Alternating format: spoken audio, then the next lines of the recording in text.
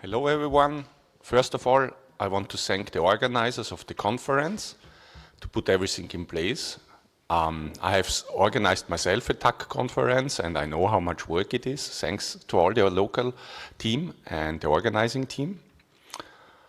I would love to have been in person in Prague. Unfortunately, due to various circumstances, I had to cancel my in-person participation very shortly before the conference.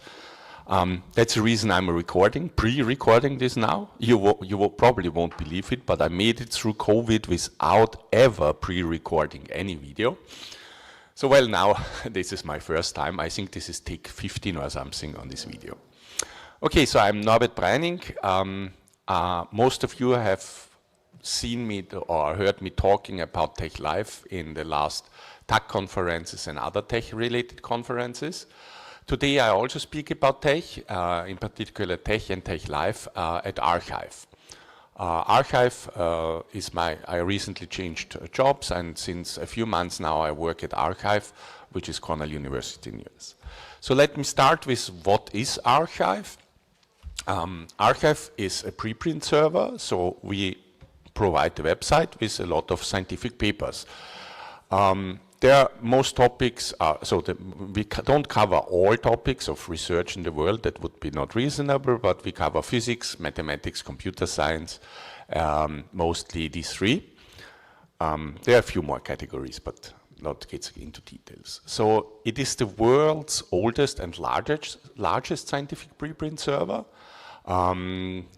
So we started in 1991, this is quite some time ago. At the moment, we probably already house more than 2.5 million articles. And the submission rate is growing, not surprisingly. Yeah, that's, I also have to say arXiv is not the only preprint server. There are a lot of preprint servers out there. There's recently I just met the JHive, the Japanese arXiv team. There is Biomed, there are several others out, but within this huge group of preprint servers, arXiv is definitely the oldest and biggest one in amount of downloads and in amount of papers. So what's the importance of arXiv in math or in science in general? So first of all, that a lot of cutting edge research was first published at arXiv. A few examples are large language models by OpenAI and DeepMind, the gravity wave research, which got Nobel Prize in 2017, and the Poincaré conjecture, the proof of the Poincaré conjecture by Gregory Perelman, for example. They were all first published on arXiv. And while most papers end up in the end in some journal, there are some fields where the research often is made exclusively on arXiv. So why would authors opt to send their work to arXiv and then afterwards sending it to journal? Well, there are a few reasons. Of course, first is the faster dissemination of the results, and and related to this is asserting prior authorship, right? Who has proven, who has shown this kind of thing first is something important in the scientific cycles. So at arXiv we try to be very open in all we do. We just recently released a yearly report for 2023, which includes, besides of course the usual financial statements, also how our governance work, how we do work with moderation, a lot of detail. So if you're interested, please visit our website and grasp that one. What I want to talk here is about open in a technological sense, in some sense. So open science, open source, and open access. I put open access under quotes because it's not the open access I meant here, the one from open science. It's more about improving accessibility. I will talk about this in a different talk tomorrow, I guess. But the other things are. So open science, what does it mean? We have no paywall. There are a lot of publishers who put the published research articles behind the paywall, quite expensive. And that is getting more and more criticized. Lots of research is funded by state agencies, and then the research disappears behind the paywall. So arXiv has been open access to all articles from the very beginning. And in addition to this, also the sources of of most articles, not all, of most articles are available. We have about 90% of our submissions are in TeX, of those most in LaTeX, and of those all the sources are available. That's a shout out, a big thanks to Paul Ginsberg and all the founders of arXiv, who insisted from the very start that authors and scientists submit the source code for the papers. The other thing is open source. We of course use a lot of open source. We also produce some open source. I'll come to this later.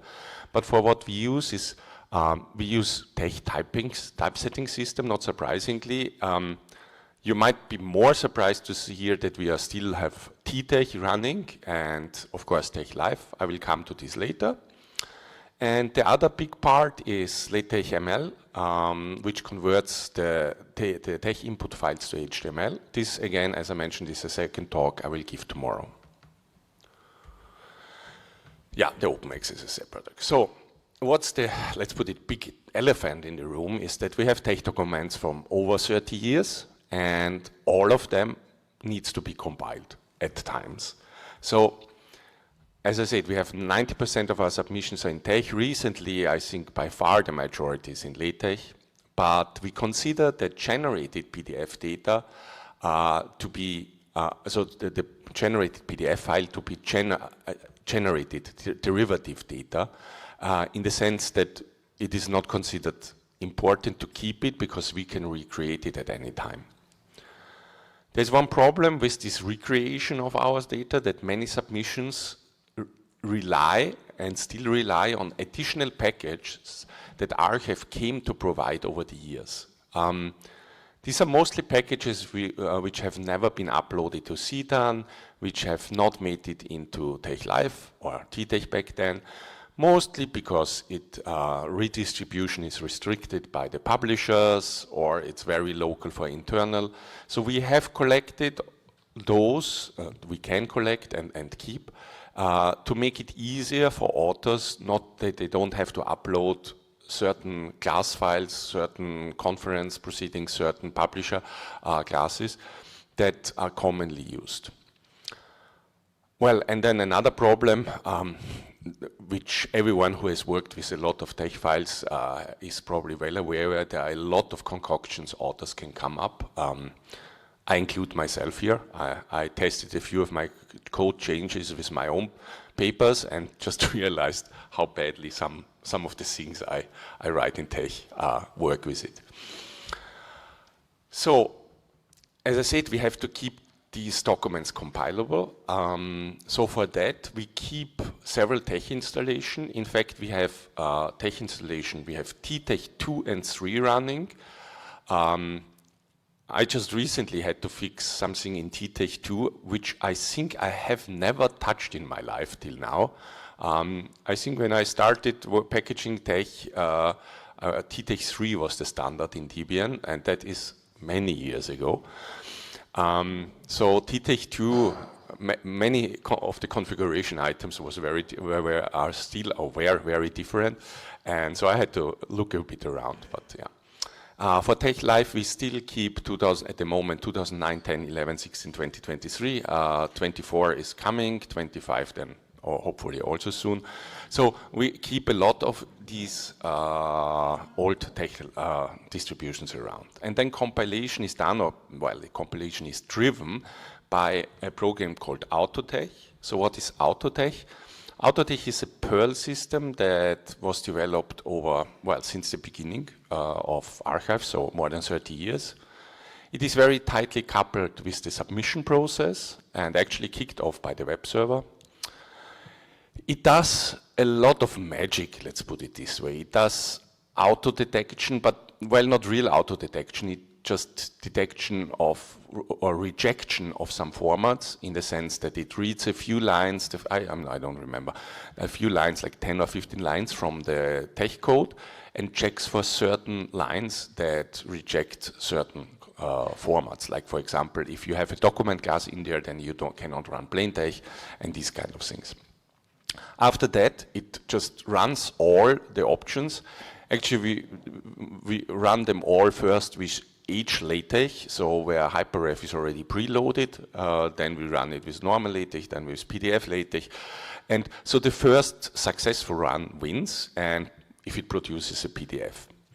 For LaTeX, these runs are repeated a few times until stable with respect to references. For plain text, we just keep one run. And for some of the submissions, there might be multiple PDF files, there might be multiple input text files, there might be additional PDF files that are added. All of those are then put together by PDF pages. So the PDF pages LaTeX package file where we include the pages into the new document. So what are the shortcomings of the whole system at the moment? Well, the biggest one and the most often requested one is support for LuaTeX or Xitech, not to speak of any other languages like Japanese typesetting engines. So that is a big one, since it is not that supported at all. The other one, which has been in place since the very beginning, is that we don't support running BibTeX or Biber. So that means that BBL files have to be uploaded together with the submission, so all the files.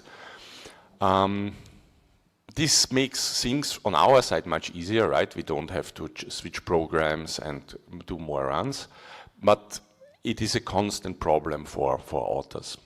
Of course, also no support for make index in the same line. Then they already mentioned PDF pages, so if you use PDF pages to combine several PDFs, then hyperlinks from the hyperref packages get broken, so they just get lost. The reason is that if you use PDF pages, annotations are not included, and then the link targets are missing. And sometimes this is also a problem. Detection of the main document is incorrect. So what authors do, they have one directory, they have the class file there, they have an example for the class file, like for blah blah publisher class this and that. There is a sample file how to code, and then they have their own contribution, and then the system detects two LaTeX files, both compile. One maybe has errors, the one originally from the author. And so sometimes the one that is actually a template file is picked. This is a problem. Another problem is arXiv watermarking. So we put normally on the first page a watermark on the side, like arXiv, the arXiv ID, and the categories. And this is a bit fragile at the moment. Yeah, so there are probably many other problems. I might not have seen them. One that just comes to my mind actually is that, so in relation to overleaf, we have often slight problems because overleaf allows errors and just compiles the document in batch mode and compiles and produces a PDF, which is nice, while Autotech and also our new system will error on this, so we don't accept errors like missing files. A typical example, include graphics missing and the image data is missing. Overleaf is happy with that and shows an empty square. arXiv compiling is not happy with this, so we often get problems from overleaf submissions that end up in arXiv and don't compile there. Yeah, that's another of the problems we have. Well, not to speak of self-inflicted pain, that is, of course, we have all these tech installations, and they sometimes have to move to new servers, and then some setup is missing, and then only afterwards we realize that fonts are missing in the produced PDFs. So there are, besides the external problems, there are a lot of internal. So I want to talk also about the future. So we have the very near future, so this is like imminent changes. We are currently completely restructuring arXiv. In the sense, everything is rewritten in Python and put into the cloud. In the sense, we Dockerize all our systems. For the tech backend part, we have decided that we develop a text to PDF conversion system in a Dockerized container, which is a web API application based on Python. And we will ship this, still the old TeX systems, but we will just Dockerize them together with Autotech because we don't want to change anything that works for old system. But everything new will be based on this Python API web application. And we will also have auto-dispatch to the respective year when a submission was made. So you have to think about, you want to compile as an article maybe in 10 years, we want to compile an article from 2024. We most probably will not be able to use the most recent LaTeX or TeX Live because packages changes, packages disappear, APIs for package loading changes. So we have to keep old TeX Lives to compile them, and this will be done by auto-dispatching to TeX Live containers. Also, what we get by leaving Autotech behind is, as I mentioned before, there's a lot of magic going on. So we often have to check the source code on what is going on and why. This hopefully goes away, less magic, clearer code path. Also to make it clear, the author will have to decide which is the main file so that lots of errors go away. One thing that I'm happy about and I'm pushing a lot for is reproducible builds. So meaning that we can test changes to our system by compiling documents before and after and making bitwise comparison between the PDFs. TeX Live, so the engines have included facilities for this. It's a source data epoch already, I don't know, 10 years ago. And so I have made this also a part of the new system that we can test changes easily. Another thing is better watermarking. I recently implemented it to switch to PyMu-PDF, which is a nice library that wraps MuPDF into a Python library and works more stable and for watermarking. Also, the composition of multiple PDFs has been improved. Before, we used JPDF, but assembling the PDFs there often also loses the annotations, and then links again are lost. Nowadays, we use GhostScript. GhostScript just with PDF write device works nicely because it copies over all the objects and annotations in the PDF file, and so by this also preserves hyperlinks. And also on top of all this, what I mentioned before is that we distributed additional class and styles for long years. This will also go away. We will just say whatever is in TeX Live, this you can use. Everything else you have to include in your submission.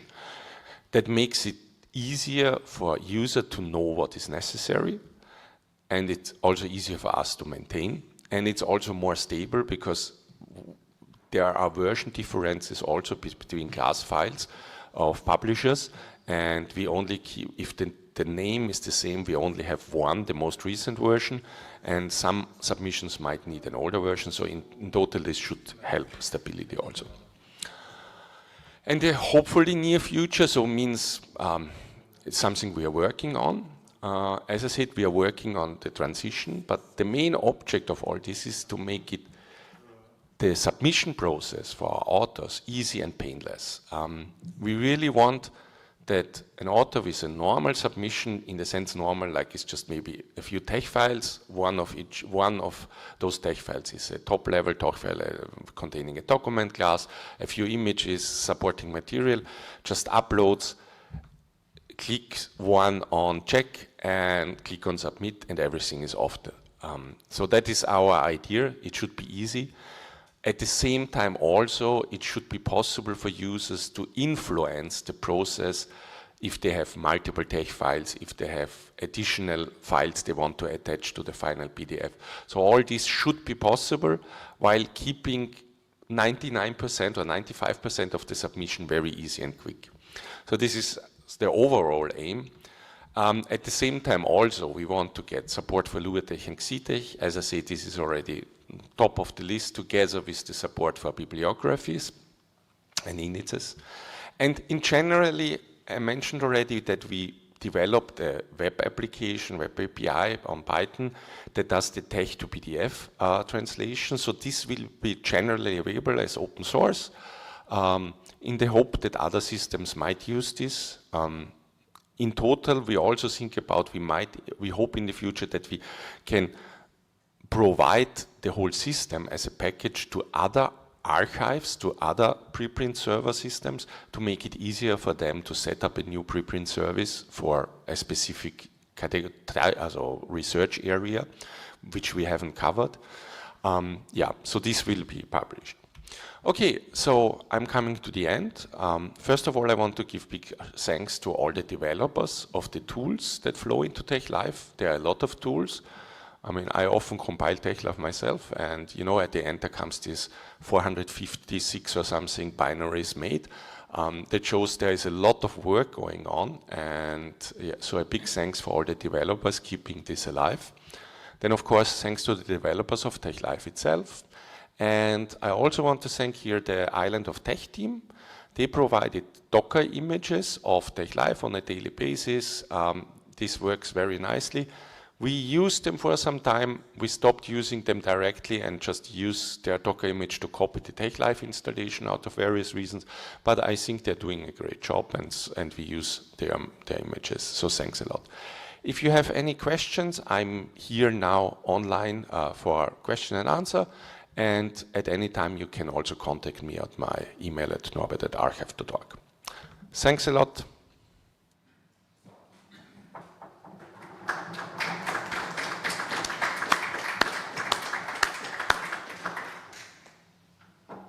Okay, so if anybody has any questions, please raise your hands and I will give you the microphone.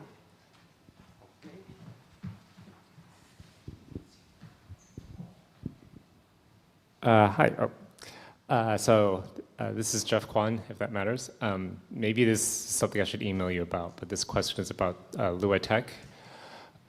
So when I try to make accessible PDFs, I can't compile it on arXiv. So I've been linking to my website from the comment section, and arXiv moderators have let me do that, but I just wanted to check if that was actually okay due to the concern of me changing my website after the upload.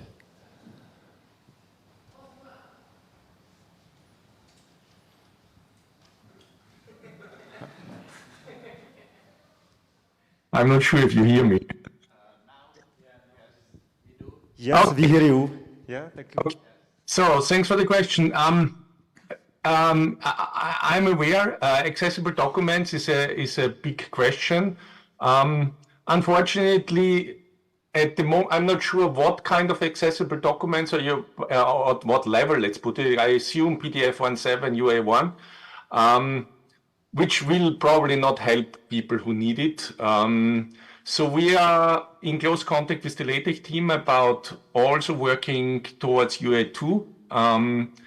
That is still far down the road, I would say. That is one of the reasons, and I will talk about accessible documents later on. We ship HTML documents.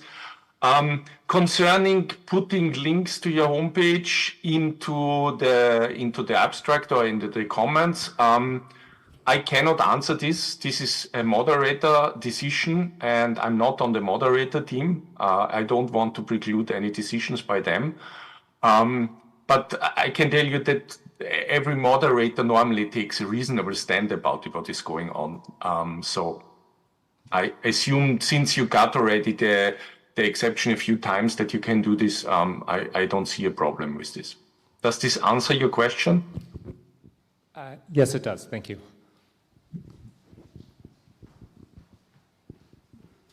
Okay, this is question from YouTube chat I'm monitoring. The question is AutoTeX open source? Yes, AutoTeX is on CPAN, so you can get it there. I'm not sure how up-to-date the version on CPAN is with respect to what we are actually running, because we do some small tweaks now and then. I think there is no proper release management for AutoTeX. If there is interested, please look into on CPAN. There is AutoTeX. And if you have further questions or something, please feel free to contact me. And I will also look into what is on cpan compared to what we have actually running.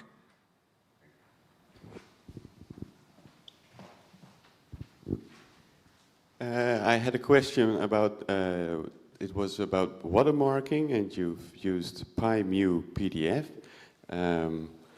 I also had to do with some post-PDF tooling, but I always thought that it destructed my XMP metadata. Does PyMu PDF preserve that metadata, or does it also destroy it? It depends on what you do with PyMu PDF. It should preserve them. But it's a good point. I will look into this. We after watermarking, we redo anyway the whole metadata. So we have in the pipeline that we put proper metadata both in the XML metadata stream as in the normal the old style dictionary at the end of the PDF. So I need to check whether this happens. I use PyMu PDF actually only to add text to a page, to the first page, and then save it. So as far as my tests go, it didn't destroy the metadata. It might happen if you do some more operations with the PDF.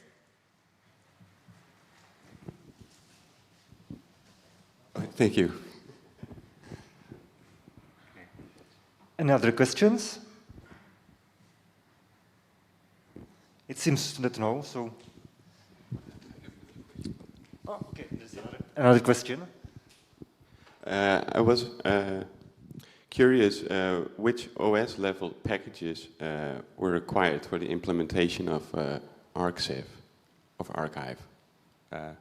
don't know how to pronounce it.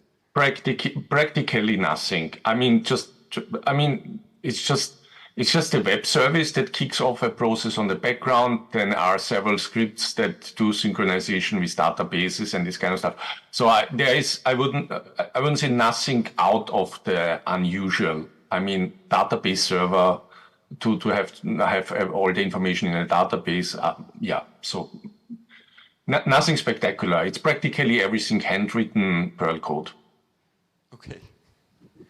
Thank you. So if there are no further questions, I'd like Norbert for his presentation and his answering questions. Thank you, Norbert. Thanks, everyone.